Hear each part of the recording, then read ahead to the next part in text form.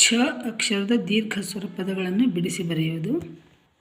ಈಗಾಗಲೇ ಹಿಂದಿನ ವಿಡಿಯೋಗಳಲ್ಲಿ ನಾವು ಕ, ಖ, ಗ, ಘ, ಚ ಈ ಅಕ್ಷರಗಳ ಆ, ಇ, ಉ, ಎ, ಐ, ಓ ಅವು ದೀರ್ಘ ಸ್ವರ ಪದಗಳನ್ನು ಈಗಾಗಲೇ ಬರೆದಿದ್ದೇವೆ ಕನ್ನಡ ಮತ್ತು ಇಂಗ್ಲೀಷ್ನಲ್ಲಿ. ಇವತ್ತು ಛ ಅಕ್ಷರದ ಕೆಲವು ಪದಗಳನ್ನು ಬರೆಯೋಣ. ಆದರೆ ಅದಕ್ಕಿಂತ ಮೊದಲು ನಿಮಗೆ ಕನ್ನಡ, ಇಂಗ್ಲೀಷ್, ಹಿಂದಿಯ ಪ್ರಾರಂಭಿಕ ಕಲಿಕೆಯ ಬಗ್ಗೆ ಹೆಚ್ಚಿನ ವಿಡಿಯೋಗಳು ಬೇಕಿದ್ದರೆ ಡಿಸ್ಕ್ರಿಪ್ಷನ್ ನೋಡಿ. ನಾನು ಈಗಾಗಲೇ ಇಷ್ಟು ರೀತಿಯ ವಿಡಿಯೋಗಳನ್ನು ಅಪ್ಲೋಡ್ ಮಾಡಿದ್ದೇನೆ.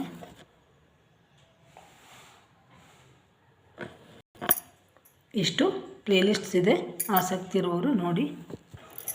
ಮೊದಲನೇ ದೀರ್ಘ ಸ್ವರ ಆ,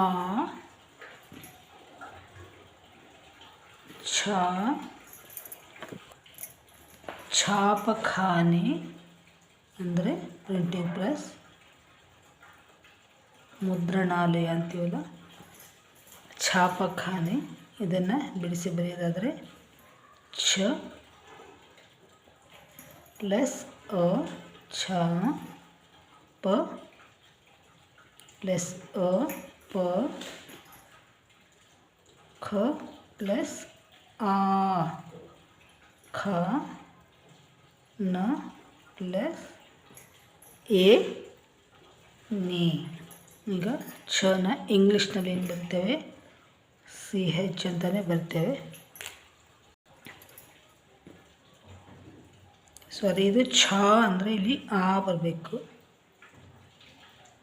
ಛ ಆಗೆ ಡಬಲ್ ಎ, ಛ ಪ ಅ ಎ, ಛಾಪ.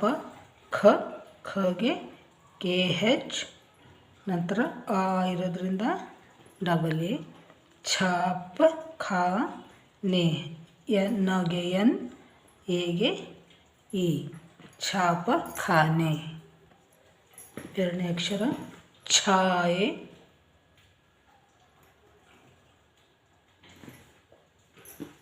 ಅದು ಸಹ ಛ ಪ್ಲಸ್ ಆ, ಛ, ಯ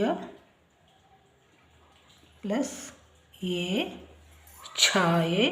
ಇಲ್ಲಿ ಛಗೆ ಛ, ಆ, ಛ, ಯಗೆ ವೈ, ಎಗೆ ಇ, ಛಾ ಎ. ಮತ್ತೊಂದು ಪದ ಛಾತ್ರ, ಛಾತ್ರ, ಛಾತ್ರ ಅಂದರೆ ವಿದ್ಯಾರ್ಥಿ. ಛ ಪ್ಲಸ್ ಆ, ಈಗಾಗಲೇ 3 ಮಾಡಿದ್ದೀವಿ. 3 ಪದಗಳನ್ನು ಬರೆದುಕೊಳ್ಳೆ ಇದು ನೆನಪಾಗ್ಬಿಡುತ್ತೆ. ಛ ಬರಿಬೇಕಾದ್ರೆ ಛ ಪ್ಲಸ್ ಆ, ಇಲ್ಲಿ ತ್ರ, ಇಲ್ಲಿ ರ ಒತ್ತಿರೋದ್ರಿಂದ ಮೊದಲು ತ ಯಾವುದು ಉಚ್ಚಾರ ಮಾಡ್ತಾ ಇದ್ದೀವಿ, ತ. ತ ಅದಾದ ನಂತರ ರ, ಛಾತ್ರ. ತ ಪ್ಲಸ್ ರ ಪ್ಲಸ್ ಅ, ತ ರ ಅ. ಈಗ ನೋಡೋಣ ಹೇಗೆ ಬರೆಯೋದು ಅಂತ ನೋಡಿ. ಈಗ ಸಿ ಹೆಚ್ ಛ ಡಬಲ್ ಎ, ಆಗೆ ಡಬಲ್ ಎ, ಇದಂತೂ 3 ಪದಗಳಲ್ಲಿ ಮಾಡಿದೀವಾಗಲೇ. ಈಗ ತಗೆ ಟಿ ಹೆಚ್ ತ, ಇಲ್ಲಿ ನಂತರ ರ ಆರ್, ಇಲ್ಲಿ ಓಗೆ ಎ ನೋಡಿ, ಛಾತ್ರ, ಛಾತ್ರ. ನೆಕ್ಸ್ಟ್ ಛಾತಿ ಅಂದರೆ ಧೈರ್ಯ, ಸಾಹಸ, ಕರೇಜ್. ಛ, ಛ ಪ್ಲಸ್ ಆ, ತ ಪ್ಲಸ್ ಇ, ತಿ.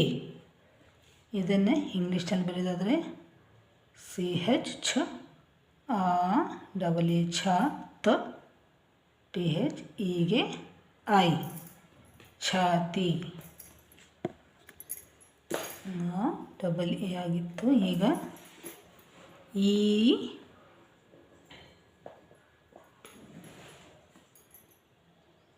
ಇದು ಡಬಲ್ ಇ.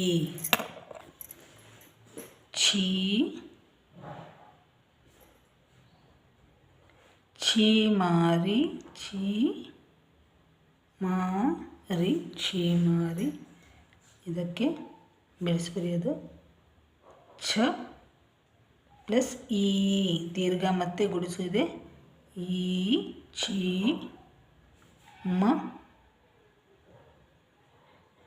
ಪ್ಲಸ್ ಆ ರ ಪ್ಲಸ್ ಇ. ಇದನ್ನು ಇಂಗ್ಲೀಷ್ನಲ್ಲಿ ಬರೆಯೋದಾದರೆ ಛ ಸಿ ಹೆಚ್ ಈ ಡಬಲ್ ಇ ಛಿ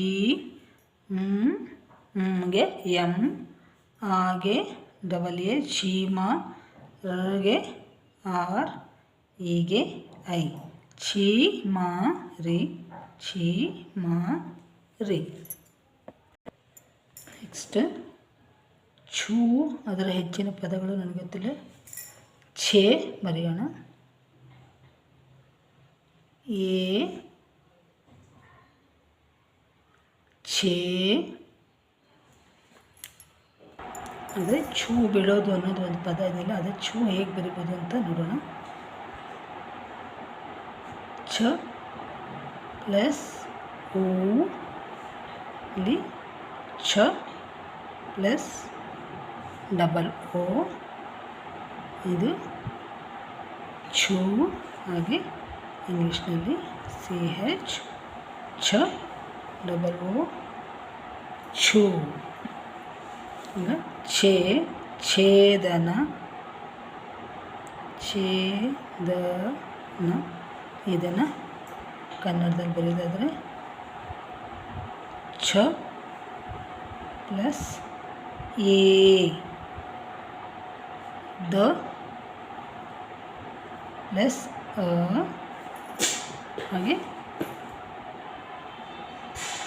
ನ ಪ್ಲಸ್ ಅ. ಇದನ್ನೇ ಇಂಗ್ಲೀಷ್ನಲ್ಲಿ ಬರೆಯೋದಾದರೆ ಛ ಪ್ಲಸ್ ಎ ಇ. ಇಲ್ಲಿ ಇಂಗ್ಲೀಷ್ನಲ್ಲಿ ಎ ಮತ್ತು ನಾವು ಕನ್ನಡದ ಪದವನ್ನು ಇಂಗ್ಲೀಷ್ನಲ್ಲಿ ಬರುವಾಗ ಎ ಎರಡಕ್ಕೂ ಸಹ ಈ ಬಳಸ್ತೇವೆ. ಸಂದರ್ಭಾನುಸಾರ ಉಚ್ಚಾರ ಮಾಡಬೇಕು.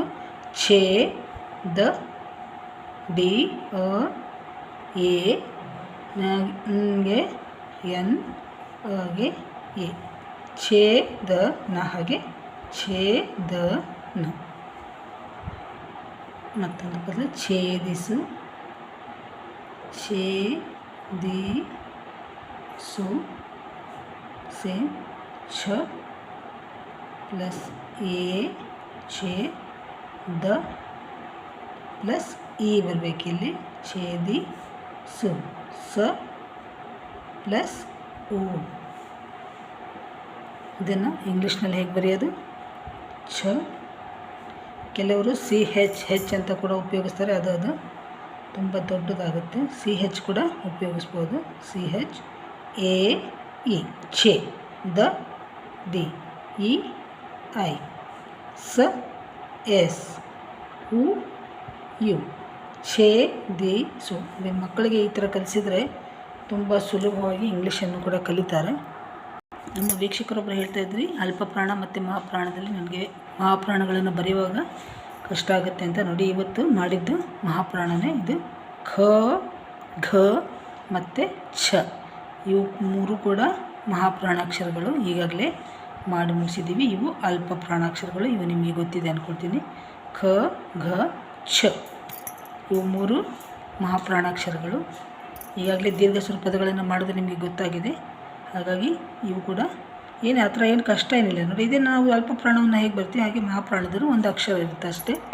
ಈ ವಿಡಿಯೋ ನಿಮಗೆ ಉಪಯೋಗ ಆಗುತ್ತೆ ಅಂತ ಅಂದ್ಕೊಂಡಿದ್ದೀನಿ. ಮತ್ತು ಮುಂದಿನ ವಿಡಿಯೋದಲ್ಲಿ ಮತ್ತೊಂದು ಅಕ್ಷರ ಛ ಆಯಿತು. ಈಗ ಮುಂದಿನ ಅಕ್ಷರ ಜದ ದೀರ್ಘ ಸ್ವರ ಪದಗಳನ್ನು ಬರೆಯೋಣ.